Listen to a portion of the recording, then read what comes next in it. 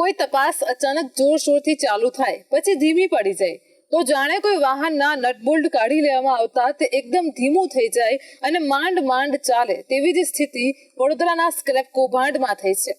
વડોદરાના પ્રતાપનગર ખાતેના railway scrap યાર્ડમાંથી નીકળેલી ટ્રકને મકરપુરાની પોલીસે શંકાસ્પદ હાલતમાં ઝડપી હતી। બસ હવે તપાસ દરમિયાન મકરપુરા પોલીસે ટ્રક ઝડપી તો લીધી, પરંતુ હવે તેને મહિનો થયો આ તપાસમાં આગળ કોઈ પ્રગતિ થઈ નથી। ટ્રક પકડાઈને મહિનો થયો હોવા છતાં પણ મકરપુરા પોલીસને હજુ સુધી ખ્યાલ આવ્યો નથી કે ટ્રકમાં ભરાયેલા સ્ક્રેપમાં લોખંડની સાથે સ્ટીલ છે કે નહીં। તે ઘણી આશ્ચર્યની વાત છે। આ તો તપાસની પણ તપાસ કરવી પડે તેવી સ્થિતિ છે। બીજી બાજુ આ કૌભાંડના ફરિયાદીઓને ધમકી મળવાનું શરૂ થવા લાગ્યું છે। હવે જો મકરપુરા પોલીસે આ કેસમાં ત્વરિત તપાસ કરી હોત તો શું આ કૌભાંડના ફરિયાદીઓને ધમકી મળી હોત? પોલીસ શું અહીં કૌભાંડના ફરિયાદીઓને ધમકી મળે તેની રાહ જોઈ રહી હતી?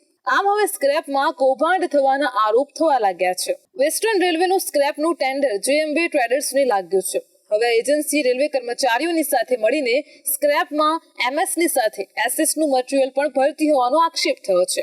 આ અંગે મકરપુરા પોલીસમાં ફરિયાદ કરવામાં આવી હતી। મકરપુરા પોલીસે આ ફરિયાદના પગલે ટ્રકને કબજે કરી છે। આશ્ચર્યની વાત એ હતી કે આ ટ્રક 22મી જાન્યુઆરીના રોજ પોલીસે જપ્ત કરી હતી।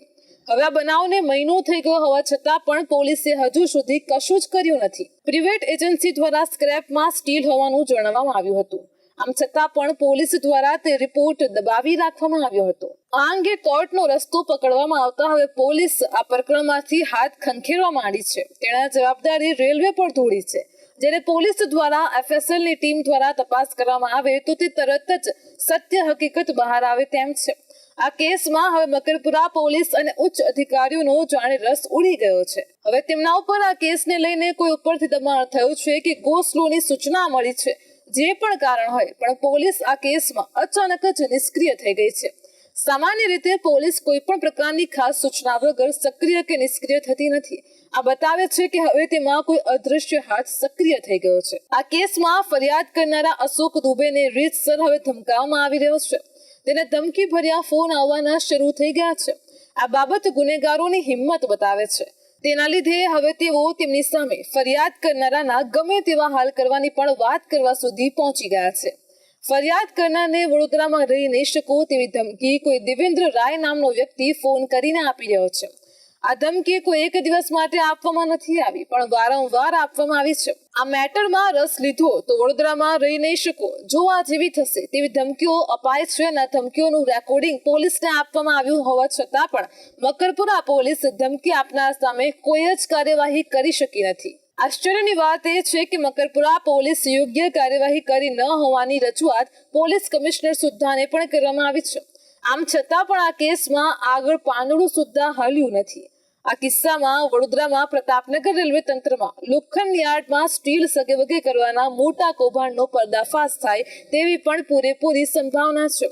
આના અંગે હવે પોલીસે રેલવેના ઉચ્ચ અધિકારીઓ સાથે વિગતવાર રિપોર્ટ માંગ્યો છે।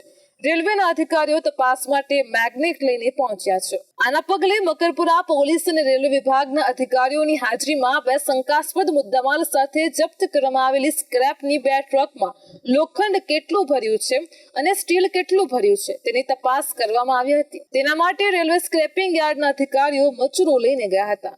રેલવેના અધિકારીઓને વિશ્વાસ છે કે તેમને આ મામલામાં મહત્વની કડી મળી શકે છે। રેલવેમાં કૌભાંડ ઇજારદાર અને કૌભાંડીઓની મિલીભગતથી ચાલતું હોવાનું માનવામાં આવે છે।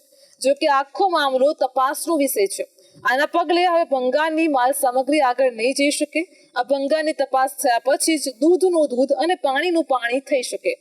રેલવેના અધિકારીઓનું કહેવું છે કે ચુંબકના કારણે લોખંડ અને સ્ટેનલેસ સ્ટીલને અલગ અલગ તારવવામાં સરળતા રહે છે। આના પરથી હવે લાગે છે કે રેલવેનું કૌભાંડ ફક્ત ભરતી પૂરતું જ સીમિત નથી, સ્ક્રેપમાં પણ કૌભાંડીઓ સાથે રેલવે કર્મચારીઓની મિલીભગત છે।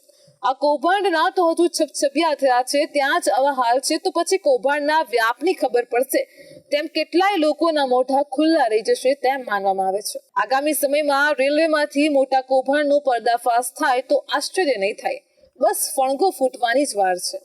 પોલીસની સાથે રેલવેના અધિકારીઓ સંયુક્ત રીતે યોગ્ય તપાસ કરે તો મોટા કૌભાંડનો ફણગો ફૂટી શકે છે તેમ જાણકારોનું કહેવું છે।